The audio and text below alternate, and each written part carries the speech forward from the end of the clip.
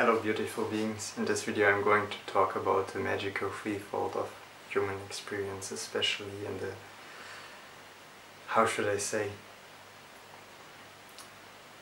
intense expressive way.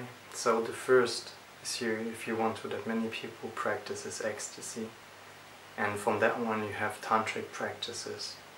And from that one you have celibacy. And they're like a threefold rotating. And better check out with your, and check in with your inner feelings, which one is the right one for that period in time or for that moment.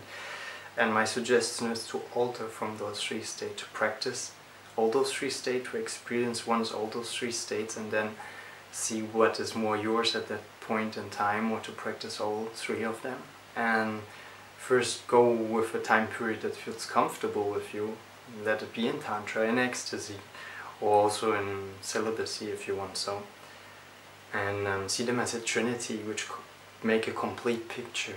And I would suggest to build up to 21 days in ecstasy and in tantric practice and in celibacy. And if you have completed a little cycle from 21 days, try the 40-day cycle. 40 days of ecstasy, 40 days of tantric practice and 40 days of celibacy.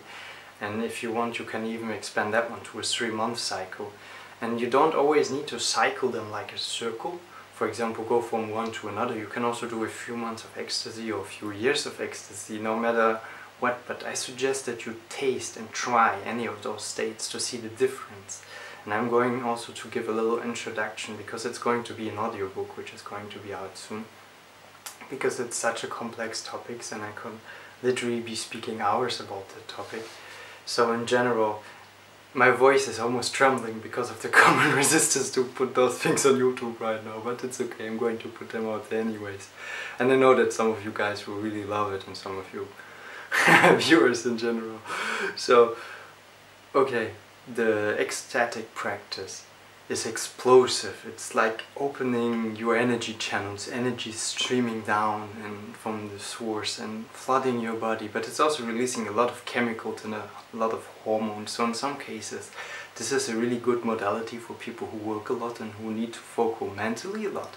Of course, there's always a turning point where this modality just makes people tired and they cannot concentrate and focus on anything, and they're just starting to get bad moods. But it's also like a great opportunity to heal, because your energy is like exploding and it's being replenished by fresh energy, and all your shadows surface. But the tricky part about that ecstatic modality is that it's also one of the benefits. It's really grounding you, so it makes your rational mind functioning stronger and your mind racing stronger. It all depends on where you are and what you want to do, and your intellect works way better, as you all know, also in some kind of like fear-based reality, which is, well, we want to live in a heart-based society, for most of us at least. So this is something to consider, but it's nice to be there and to have experienced those ecstatic experiences. And once you're there, you get all those hormones also in your body, and they try to kind of like pull you there and keep you in a pattern at a certain amount of time. Not necessarily, but this is what happens with many people. And so I suggest to step out of this and try the tantric practice, where you don't go for those explosive kind of experience, but more like those soft and healing experiences, where you face your shadows, and you actually, in all those modalities, you face your shadows, but it's more a softening experience, where your intellect gets to kind of like calm down, and you got to feel more those energies, you got to center yourself more inside of you, and you just, or people tend to be happy every day with those little things, and don't look for those big events and those big happenings. And it's just a soft, warm, loving, really quiet, nice thing, which can also be really intense and deep. It's a different depth, it's a different dimensional level if you want so. And to practice that for a while, and then go for the complete different thing, let's say ecstasy here, tantric practice there, and celibacy there. You can always turn the triangle in a different direction. It's depending on your priorities. And the celibacy part is also really, really nice, because you get to connect on a really, really human level with people. Like on a human, I would say, neutral level, with beings, on a being, spiritual, physical level. Because one part, which is in the way of many, many things or age groups or whatever, is just kind of like put on hold for a while. So it's not even in the room, so to speak, energetically. And it's also really interesting because all that energy can be used for different practices.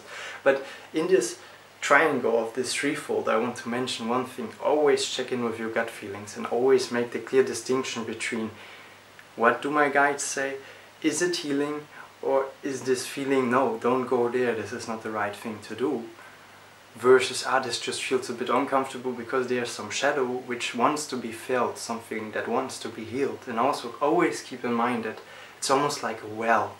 Some wells in the desert, if you don't purge water from it, it's somewhat drying out. So keep those metaphors in mind and experience with it. Some people tend to go over the top with celibacy, and some people tend to go over the top with ecstasy, and some people tend to go over the top with tantra. I'm not saying that's wrong, that's perfect for them, but some people might have had those experiences where they're like, a little bit of this is amazing, a little bit of that is amazing, some kind of finding the golden middle, or just changing for the sake of experience. For example, we didn't come here to this physical reality to float away and disconnect and only be in those higher dimensions. Of course, I mean, if some people like it, they can go for that. Cool. But I think the meaning, the sense, there we go again. I mean, you can have way more experiences on that planet, and one of them is being also grounded in your body. And so I just want to make this video as a little, I would say, nutrition for thought and experience. And so always keep it in mind that when you go too much into ecstasy, it can be way too like explosive, and too much fire can burn. If you go way too much into tantric, it can be as slow as water and basically not being as solid enough to really mold something into the water. Only after a long time, as water can mold a stone, for example. And into the celibacy thing, you can drift off in other dimensions basically without really being here. So those are the risks of those, main risks of those kind of like modalities, I would say. And always keep in mind what makes your energy flowing the most, what gives you most pleasure in the here and the now, which keeps you most equalized. Maybe you want to take a little bit of this, a little bit of that, a little bit of that, and just mix it in sort of your own cocktail. Okay. On that note, there's an audiobook coming out soon, and also if you like that video, you can go on my website casimirslightwork.com and make a little donation. Any amount is welcome. And I'm also going to be hosting a few workshops in the next months in the Berlin area. So on